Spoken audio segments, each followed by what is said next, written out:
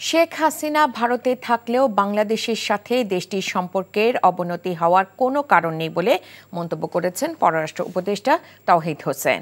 বিকেলে রাষ্ট্রীয় অতিথি ভবন পদ্মায় বিদেশি কূটনীতিকদের সাথে বৈঠক শেষে তিনি একথা বলেন। পরে তিনি সাংবাদিকদের জানান, মানবাধিকার বিষয়ে কয়েকটি দেশে উদ্বেগ রয়েছে।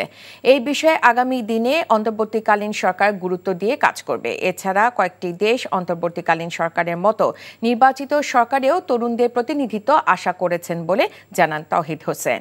বৈঠকের পর চীনের রাষ্ট্রদূত ইয়া ওয়েন জানান, দেশটির সাথে বাংলাদেশের দ্বিপাক্ষিক সহযোগিতা অব্যাহত থাকবে। তাদের প্রেমিস সিকিউরিটি অনেক ক্ষেত্রেই নাই, মিলিটারিরা কিছুটা দিয়েছে, মোস্টলি তাদের উনি ওখানে একজন যদি কোনো এক দেশে গিয়ে থাকে তাতে করে সেই দেশের সাথে সম্পর্ক নষ্ট হবে কেন? তাতে কোনো কারণ নেই, তাই না? বাইলেটারাল সম্পর্ক অনেক বড় বিষয়, এটা স্বার্থের সম্পর্ক।